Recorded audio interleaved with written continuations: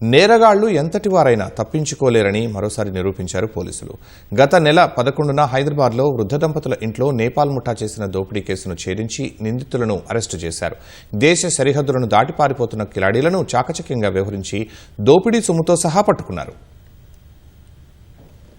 హైదరాబాద్ శివారులోని జవహర్ నగర్లోని gold century Kohinoor golf ఎన్క్లేవ్లో నివసిస్తున్న విశ్రాంత ప్రొఫెసర్ మురళీమోహన్, డాక్టర్ లక్ష్మీ దంపతుల ఇంట్లో గత నెల 11వ తేదీన భారీ దోపిడీ జరిగింది. పని మనుషులుగా నమ్మకంగా చేరిన నేపాల్కు చెందిన మీనా కడాయత్, ఆమె భర్త రాజేష్ వృద్ధ యజమానులను గమనించి భారీ స్కెచ్ వేశారు. మీనా తన పుట్టినరోజు వేడుకలను ఇంటి వద్దే జరుపుకుంటానని, కొందరు బంధువులు కూడా వస్తారని యజమానులను ఒప్పించింది. రాత్రి 8:30 సమయంలో ముఠా సభ్యులంతా ఒక్కసారిగా ఇంట్లోకి ప్రవేశించారు. వృద్ధ దంపతులను బెదిరించి కాళ్లు చేతులు కట్టేసి నోటికి ప్లాస్టర్ వేశారు. ప్రొఫెసర్ మురళీమోహన్ కు మత్తుమందు ఇచ్చి ఇంట్లోని లాకర్లు పగలగొట్టి 60 తులాల బంగారం, 15 కిలోల వెండి, 3000 అమెరికన్ డాలర్లను దోచుకెళ్లారు.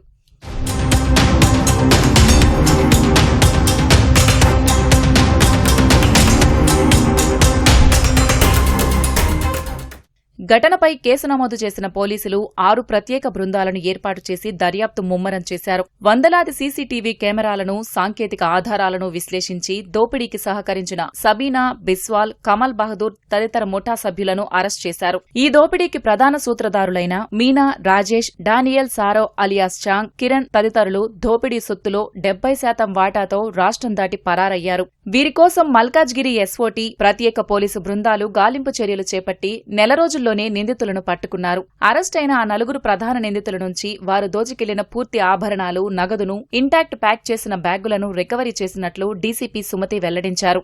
సీనియర్ సిటిజన్స్ కి ఆ రోజు నైట్ అలా కట్టి పడేసిన తర్వాత దాదాపుగా ఈ 7 మంది అఫెన్స్ బయటకు వచ్చిన తర్వాత యాప్రాల్ చౌరస్తా దగ్గర 2 భాగాలుగా విడిపోతారు.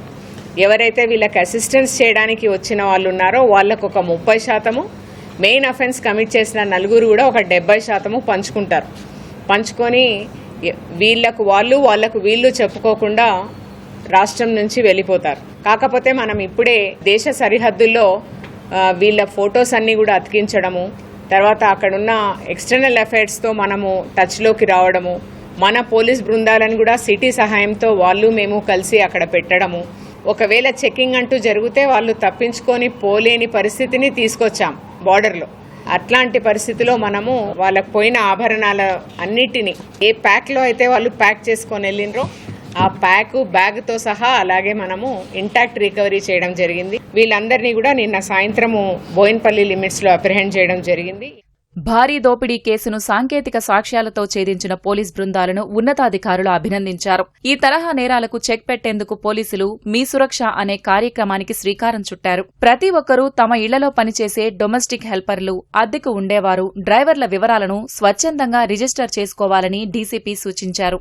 తెలంగాణలో ఇలా చేయడం వల్ల మీరు తప్పించుకొని పోలేరు అన్న ఒక మెసేజ్ మనము పబ్లిక్కి ఇవ్వడం కూడా చాలా ఇంపార్టెంట్ అని మేము భావించాము. డీజీపీ గారి ఇన్స్ట్రక్షన్స్తో ఎంటైర్ రాష్ట్రంలో మీ సురక్ష అన్న పేరుతో ప్రతి డొమెస్టిక్ హెల్పర్స్ని ఎన్రోల్మెంట్ ఎలా చేయాలి అన్న ఒక బృహత్తర పథకం మనం మొదలుపెట్టి ఉన్నాము. వాళ్ళకు చెందిన టెనెంట్స్ కావచ్చు, పని చేసే వాళ్ళు కావచ్చు, డ్రైవర్స్ కావచ్చు, మీరు వాలంటరీగా రిజిస్టర్ చేసుకుంటే రేపొద్దున ఈ పర్టికులర్ టెనెంట్ మీ దగ్గర ఏమైనా కేసెస్తో ఉన్నారా మేము చెప్పడానికి ఛాన్స్ వస్తుంది. ప్రజలు, సీనియర్ సిటిజన్స్ అపరిచితులను అతిగా నమ్మి ప్రాణాల మీదకు తెచ్చుకోవద్దని, కొత్తవారి పట్ల అప్రమత్తంగా ఉండాలని పోలీసులు విజ్ఞప్తి చేస్తున్నారు.